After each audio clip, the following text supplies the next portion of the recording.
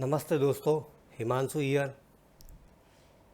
तो आज के रिव्यू सेशंस में हम देखेंगे कि नाटको फार्मा को हमने कैसे ट्रेड किया, उसको ट्रेड करने में मेरी थॉट प्रोसेस क्या थी, so that you too can learn कि कुछ चीज़ों को आप कैसे प्लान कर सको और इंट्राडे में क्विक एंड फास्ट गेन आप कैसे, मतलब ऐसे ट्रेड आप कैसे ढूंढ पाओ।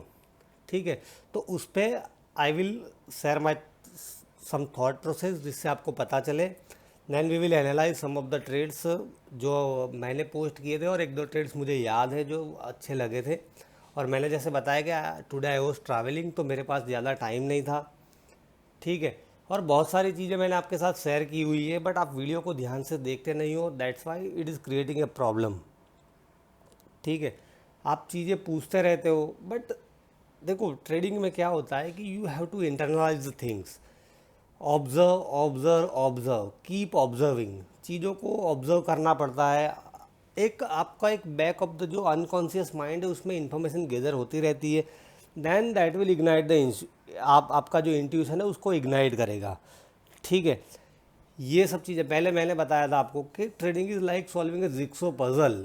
तो चीज़ें कैसे एक दूसरे के साथ कनेक्ट हो रही है, how you can connect the dot. जैसे नाटको फार्मा था, कल भी मेरे पास टाइम नहीं था, बट आई कॉन्शियसली, मतलब मेक एफर्ट कि मेरे पास टाइम निकले, और मैंने वो ट्रेड थोड़ा देखे थे, मैंने पोस्ट किए थे, एक्सिस बैंक में मैंने पोस्ट किया था, आपको शायद पता हो।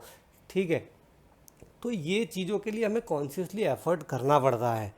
ठीक है, then we will get rewarded in the market. आप मार्केट में कितना टाइम स्पेंड कर रहे हो that is not important, but after markets how much time you spend that is more important. जैसे अब्राहम लिंकन का एक कोट है कि give me 6 hours to chop down a tree and I will spend first for sharpening the x.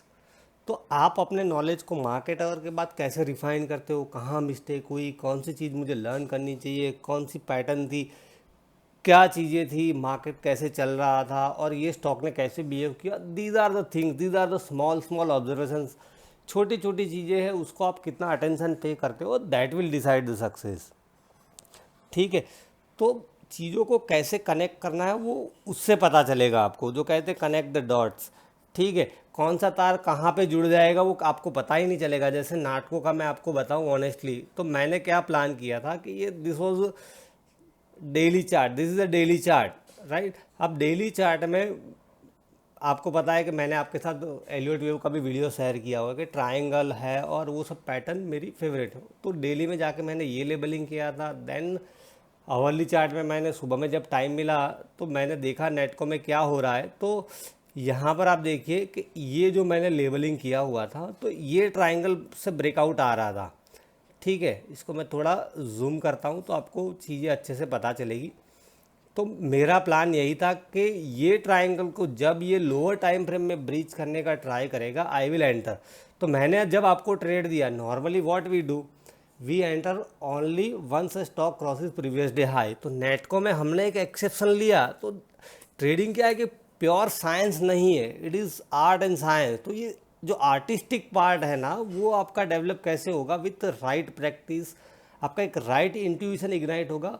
और जैसे मैंने बताया कि कुछ चीज़ें क्या है कि आपको, मतलब दे कैनॉट बी थॉट, वो सिखाई नहीं जाती है, वो आपको खुद ही लर्न करनी पड़ती है। तो प्रैक्टिस प्रैक्टिस प्रैक्टिस। नाटकों में मैंने एंट्री यहाँ पर ली थी, ये कैंडल पे आई थिंक। ठीक है, in the anticipation of this breakout. तो how could I anticipate this breakout, क्योंकि मैंने अगले दिन प्लानिंग किया था, मेरे पास कुछ थीसिस रेडी थी, so that I could capitalise this move.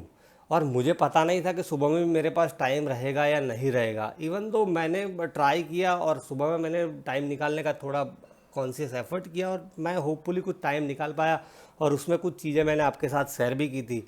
ठीक है, तो नेटको में मेरा प्लान यही था मोटा मोटा कि ये ट्रायंगल था, और इसको ये अगर ऊपर जाने का ट्राई करेगा आई विल ट्रेड। और मैंने देखा कि ये ट्रायंगल क्या है कि वो ब्रेकआउट दे रहा था यहाँ से, और उसमें अपना मेरा व्यू बुलिश था। और एलियट वेव के हिसाब से भी मैं आपको ऑनेस्टली बताऊँ, शायद आपको थियरी पता नहीं हो, बट फिर भी मेरा एलियट वेव के हिसाब से बिल्कुल क्लियर था that this is wave A. मैंने लेबलिंग नहीं किया है, but what I was thinking, this was wave A, this was B and this was C completed here.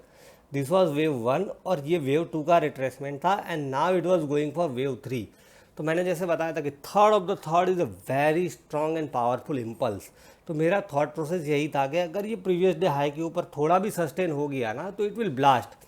तो यहाँ पर ही मैंने एंट्री ले ली बिकॉज यहाँ पर एक स्क्वीज थी और मैंने प्राइस एक्शन देखा। ठीक है, तो this things I can not explain precisely. Similarly अगर आपने ये मूव मिस भी किया हो तो मैंने आपको ये पैटर्न सिखाई है, मैंने तो ये देखा नहीं। मैं अभी शाम को जब मैं थोड़ा ड्राइव कर रहा था, फ्री हुआ हूँ, तब ये चीज़ों को मैं देख रहा हूँ। तो this was a flag breakout. यहाँ पर भी आप एक अच्छी एंट्री ले सकते थे विद दिस स्टॉप लॉस। ठीक है, तो यहाँ पर भी आपने एक स्टॉप लॉस मतलब एक रीजनेबल स्टॉप लॉस के साथ एंट्री की होती ये फ्लैग ब्रेकआउट पे, तो भी आपको एक अच्छा ट्रेड मिला होता। अब देखिए कहाँ पर गया है, 636। माई एक्सपेक्टेशन वॉज ऑनेस्टली 630 633 के आसपास मेरा एक्सपेक्टेशन था और मैंने अच्छा प्रॉफिट उसमें बुक भी किया। ठीक है, फिर मैंने आपके साथ एक आईबुल हाउसिंग फाइनेंस शेयर किया था जिसको हम देखते हैं। तो आईबुल में भी अब देखो मैंने आपको बता ही दिया था A+ सेटअप है, गैप अप ओपनिंग थी, कंसोलिडेशन था। Normally I prefer such consolidation कि 8 to 10 बार्स का कंसोलिडेशन होता है, then it breaks out. Because consolidation बहुत ही ज़रूरी होता है। कंसोलिडेशन जो प्रीवियस गेन होता है उसको डाइजेस्ट करता है अच्छे से और उसके बाद जो मूव आता है नॉर्मली, तो ये सब चीज़ें आप ऑब्जर्व करो तो आपको पता चलेगा। और मैंने आपको बताया भी था कि ये कैंडल का क्लोज होने का मैं वेट कर रहा था, तो माई एंट्री वॉज अराउंड 136.80 और 137 उसके आसपास मेरी एंट्री थी। और आप देखिए स्टॉक कहाँ गया, 146 के आसपास, और eventually it went to 150 also.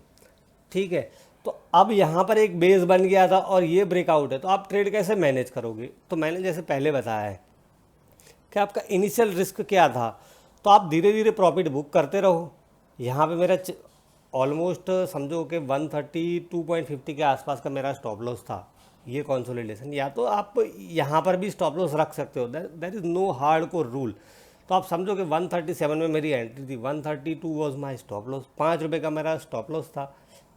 तो मुझे क्या चाहिए कि एटलीस्ट ₹5, मतलब ₹5 का मूवमेंट तो वो देना चाहिए, और ₹10 का आ जाए तो 1:2 इंट्राडे में बहुत ही अच्छा है। तो मैंने यहाँ पर मेजोरिटी स्केल आउट कर लिया था और मैंने ट्रेल यहाँ पर कर लिया था।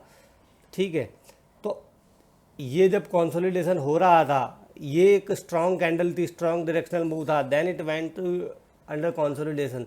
तो यहाँ पर मैंने एक रेंज में प्रॉफिट बुक कर लिया। ठीक है, और फिर मैंने कुछ मेरा जो रिस्क रिवॉर्ड था उसके हिसाब से थोड़ा लिमिट प्लेस कर दिया था। तो this turn out to be a good trade. तो ये कोई चीज़ें कोई बहुत बड़ा साइंस है या रॉकेट साइंस है, ऐसा नहीं है, कॉमन चीज़ें हैं। मतलब मैं रिपीटेटिव आपसे शेयर करता ही हूँ वीडियोस में बहुत सारी चीज़ें, जैसे स्कैंस को आप कैसे यूज़ कर सकते हो, नेट को कहाँ से निकला।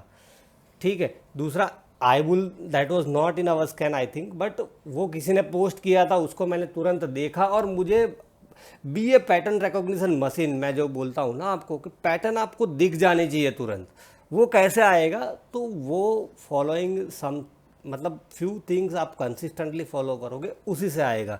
एक्सिस बैंक का trade that was also plan, हालांकि मैं उसमें ट्रेड नहीं कर पाया, बट आप देखो यहाँ पर कंसोलिडेशन इतना पावरफुल था और ये ट्रेड आप मतलब ऑप्शंस बाइंग का पूरा मॉडल है। Because I was not much active, जैसे मैंने बताया, तो चीज़ें एनालाइज करने का मेरे पास टाइम नहीं था और शॉर्ट टर्म में मैं जो कर पाया वो मैंने किया और आपके साथ चीज़ें भी शेयर की। तो ये ट्रेड भी एक अच्छा, एक दो ट्रेडर ने डाला भी था आई थिंक, वो जो गोविंद भाई है मुझे ध्यान है। ठीक है, he had posted Indus axis. तो दीज आर द थिंग्स, वो सब चीज़ें आप देखो, ऑब्जर्व करो तो आपको पता चलेगा। चार्ट को एनालाइज करो, मार्केट के बाद आप कितना टाइम स्पेंड करते हो, दैट इज़ मोर इम्पोर्टेंट। फिर एक ट्रेड था हीरो का, किसी ने पोस्ट किया था, दिस इज एक्सलेंट सेटअप। यहाँ पर consolidation, I don't prefer such consolidation, but normally setup अच्छा है और अगर आपने प्रिपरेशन की है तो यहाँ पे आप एंट्री ले सकते हो। क्योंकि मेरी प्रिपरेशन नहीं थी तो I can not take risk. ठीक है, अगर आपने कुछ प्रिपरेशन की है, आपके ध्यान में कुछ लेवल्स है, आपके पास एक बिगर पिक्चर रेडी है स्टॉक का, तो यू कैन टेक रिस्क कि भाई हाँ मैंने ये प्लान किया है। नेटको का भी मैंने जैसे बताया आपको कि मैंने एक बिगर पिक्चर एनालाइज किया था, फिर शॉर्टर टाइम फ्रेम में गया, देन उससे भी शॉर्टर टाइम फ्रेम 5 मिनट में हमने एंट्री ली। तो एंट्री ऐसे होती है, बिकॉज ट्रेंड डेवलप कहाँ से होगा, वो बिल्कुल छोटी टाइम फ्रेम होगी, 1 मिनट से या 1 सेकंड से आप बोलो वहाँ से स्टार्ट होगा। ठीक है, तो व्यू बुलिश था, उसको प्लान किया अच्छे से, उसको एग्जीक्यूट किया। देन HDFC लाइफ का ट्रेड भी सिमिलर था जो किसी ने पोस्ट किया था, और मैंने आपको अपडेट दिया भी था कि HDFC लाइफ और ICICI प्रू लाइफ ये इंश्योरेंस स्टॉक सुबह में कुछ मोमेंट में मतलब थे, अच्छा मोमेंटम दिखा रहे थे। तो यहाँ पर स्क्वीज एक्सपांड होके ये प्रीवियस डे हाई को क्लोज किया। अगर आपने चीज़ प्लान की होती तो यू कैन टेक एंट्री। मेरे पास कोई प्लानिंग नहीं था इसके लिए, तो दैट मैंने देखा नहीं ज़्यादा इसको, बट जैसे मैंने बताया कि मेरे पास टाइम नहीं था, आई वॉज फोकस्ड ऑन, मतलब जो मेरे कुछ प्लान आइडियाज़ थे उस पर मेरा फोकस था। ठीक है, तो अगर आपके पास प्लानिंग रेडी होता तो यहाँ पर भी आप ट्रेड कर सकते थे। So these are the things you have to learn. फिर एक हीरो मोटो को हमने डिस्कस किया, फिर एक्सिस बैंक था, that we have also discuss. तो ये सब चीज़ों को आप समझो। एक अपोलो हॉस्पिटल का मैंने ट्रेड लिया था जो मैंने आपको बताया था, हालांकि उसमें मुझे कुछ मिला भी नहीं, बट मेरा कुछ गया भी नहीं है, क्योंकि यहाँ पर देखो ये प्रीवियस डे हाई के आसपास उसने 2-3 बार सपोर्ट लिया और ये कंसोलिडेशन ब्रेक करने जा रहा था। देन आई एंटर्ड, जैसे मैंने बताया था, और एक अच्छा मूव आया, बट उस पर कुछ कैपिटलाइज ही नहीं कर पाया ये स्टॉक, तो मैंने ट्रेल कर दिया था। तो उसमें मेरा कुछ गया भी नहीं, मिला भी नहीं। ठीक है, तो चीज़ों को प्लान करो, ऑब्जर्व करो, कीप रिपीटिंग सेम थिंग्स, तो आपका इंट्यूशन है वो इग्नाइट होगा। और वीडियो आपको पसंद आ रहा है तो उसको लाइक कीजिए और चैनल को सब्सक्राइब कीजिए। ठीक है, मिलते हैं कल फिर। Thank you so much.